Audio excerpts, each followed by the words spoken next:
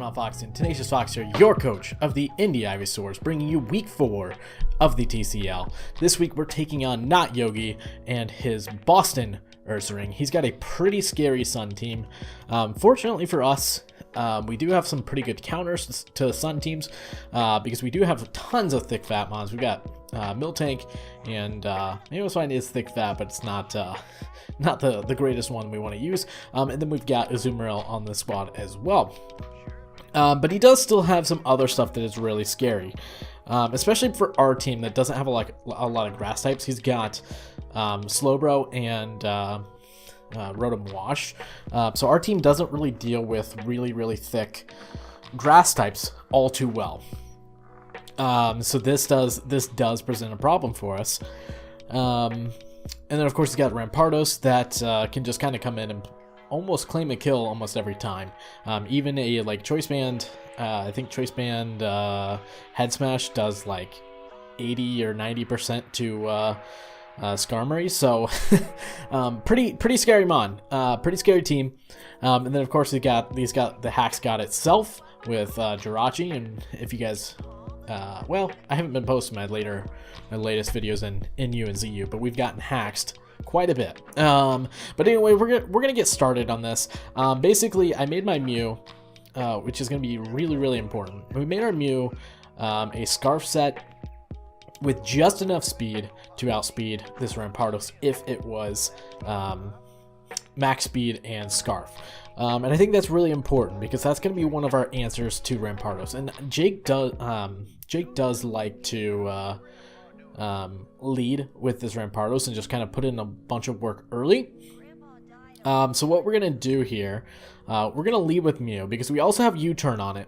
So if he leads with like Garchomp, which we have Ice Beam on it as well, or if he leads with like Jirachi, which hardballs us, or even Torkoal, which we can't do much to, or even Slowbro, if he leads one of those, then we can U-turn out and get to something that's going to be a better matchup for us. But if he leads with the Rampardos, then we can surprise him early with the Energy Ball and take out his Rampardos really early. Now he does end up leading with this Rotom Wash, and this is probably one of the worst leads that we wanted to see, because even though Energy Ball is going to do a lot to it, it's not going to one-shot, just based off of our set. And we really don't have anything that we want to switch in on it. Like obviously, Mamoswine is going to be immune to any electric attacks, but then it's going to get bodied by literally any water attack. Miltank takes a lot more damage than we want to take. Skarmory is going to get bopped by any electric type attack, and Salamence and Moltres are also not really that great against us. So what we're going to do is we're going to lead off, and we're just going to go for an Energy Ball. And put a bunch of damage on this. And this is important because this doesn't have reliable recovery and we don't really have much for it. Getting this damage trade I thought was really worth it, even though our Mew doesn't have recovery either and we don't have like any wish passing on our team. I did think this damage trade was really important. So he's going to switch into Torkoal, and we're going to hard swap into our Moltres, because Moltres can basically take any hit from this thing, except for Ancient Power. Ancient Power does do a lot, but we can roost up and be healthy from it. And I also wanted to get Moltres up. I wanted to get Moltres out into the game before he put up rocks. That way we wouldn't be taking 50% right off the bat. Next couple plays, we probably should have just gone for Flamethrower. We end up going for, which you're going to see, we're going to end up going for Hurricane. Hurricane is less accuracy in Sun, so probably not the best move. We would have been better going for Flamethrower. But basically our Moltres set was only brought to potentially counter his Venusaur, which he didn't bring. So now I know that Moltres, whatever damage it takes from this Torkoal is fine. We're totally fine with that, which he's going to go for the Lava Plume. It's going to do basically nothing. We are going to miss the first Hurricane as it gets an Ancient Power off. We really think about this move, but we are going to Roost because Ancient Power is not going to do much after we Roost. We're going to go for another Hurricane, miss another one, so even though it is 50%, we do miss two. And I'm going to roost one more time as he goes for the Ancient Power. And then we're going to roost a third time. He's going to go for another Ancient Power. And now we're at pretty healthy spot to like stay in here. Because if he clicks Ancient Power again, it's only going to do about 50%, so we can survive that.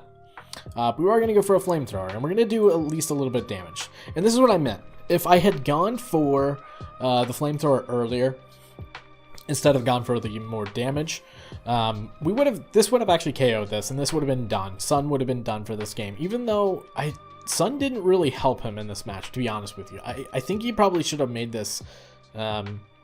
I don't know. I don't remember what Torkoal's other ability is, but I don't think he should have brought a Sun user for this, unless he had something on these that really abuse Sun.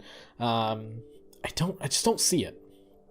As he goes for the Lava Plume, he's definitely gonna switch out here. So we're gonna go for the Hurricane because the Sun's down.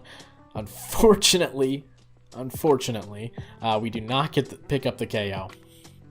But at this point, I don't know what his set is, and again, I don't really want to switch something in on this.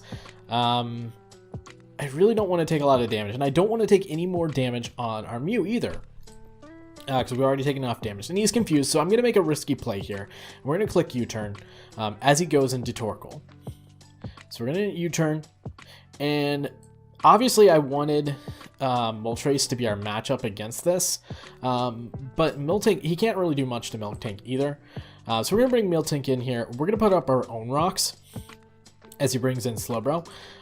That way he cannot bring in this Rotom Wash. So this Rotom Wash dies when it comes in.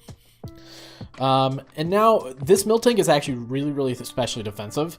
Even if he wants to go for, I mean, Psychic is going to be his best move against us, as we're going to see. But even if Sun wasn't up, Water wasn't going to do much to us. And we're going to go for Protect, because I just want to see what he wants to do. And he goes for the Psychic, and I'm fine with that. We're going to click Earthquake, because I just want to put some damage on this. Even though it does get some HP back, when it switches out, because it's a Regenerator, putting it in range of Energy Ball on a switch in, or even Crunch from our Salamence, is really important. So we're going to put some damage on this. We're going to get some damage on this. We're going to get more because he is Life Orb, and we can basically stall this out. He does get the Spadef drop, which is really important.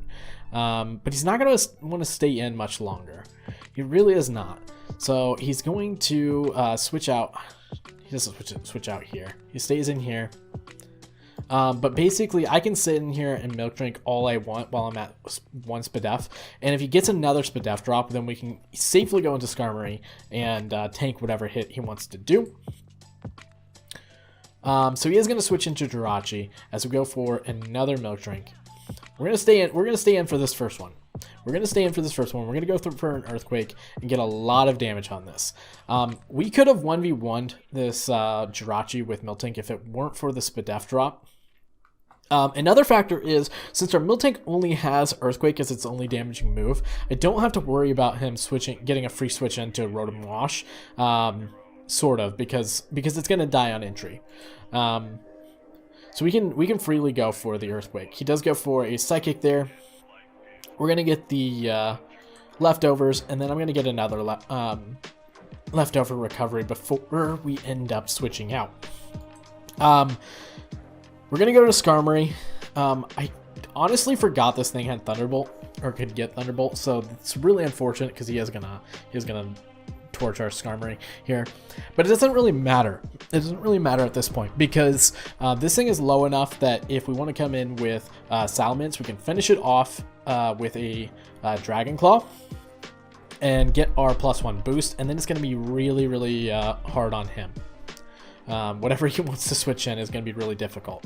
So he's going to Flash Cannon here, and then the next turn he is going to go for the Thunderbolt and take us out, which is okay. It's okay. Now, this play right here, I wasn't sure if I wanted to go with Salamence or Mew. Mew would have KO'd this thing, but the biggest thing with Mew is we still needed it for his Rampardos and his Slowbro, because that was the best damage we could do to those two. So we are going to bring Mince in. We're going to go for the Dragon Claw here. We're going to go for the Dragon Claw and force his Slowbro back in.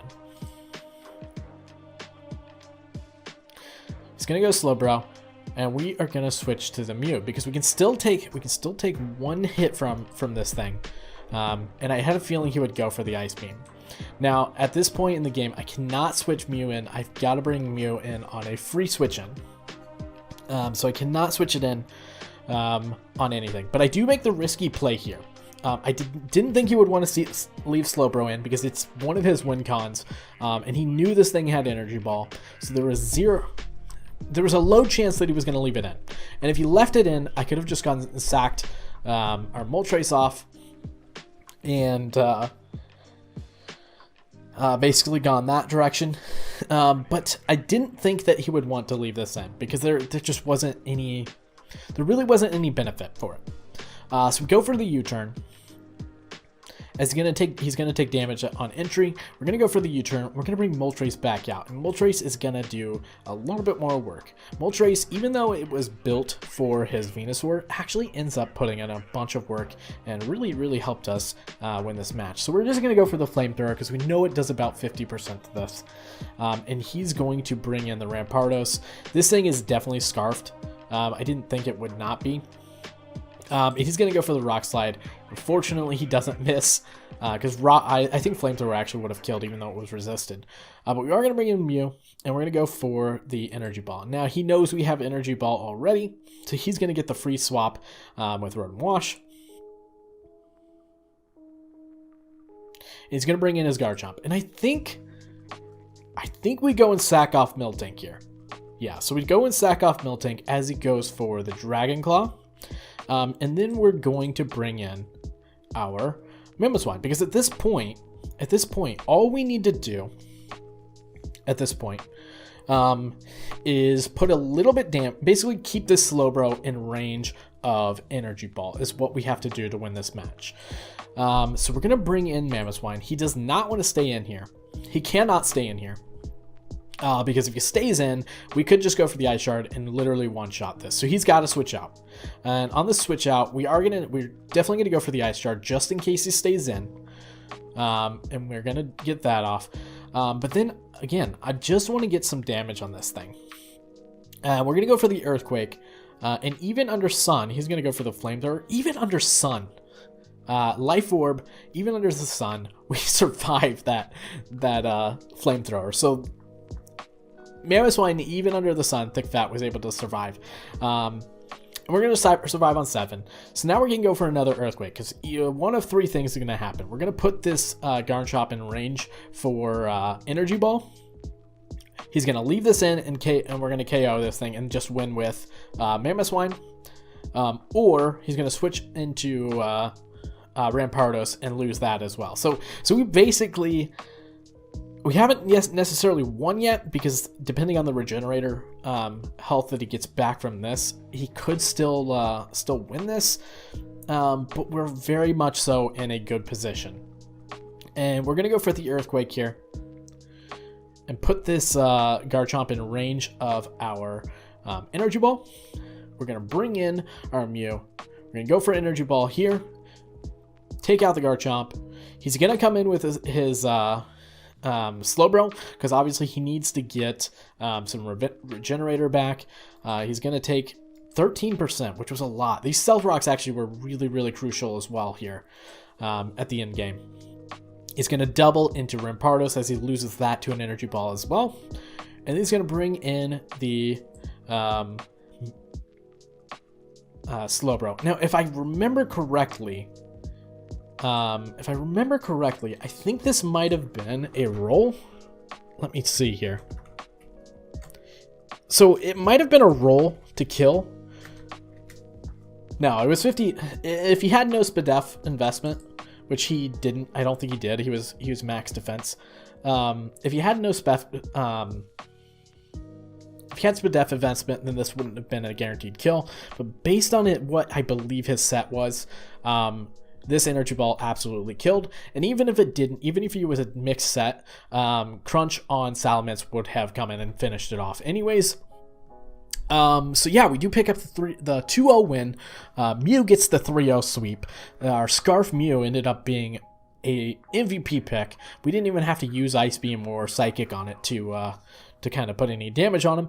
And yeah, the Mew bring, the set we brought with Mew ended up being the difference maker in this one. Do end up staying at 4-0. If you guys do like this video, make sure you guys leave a like.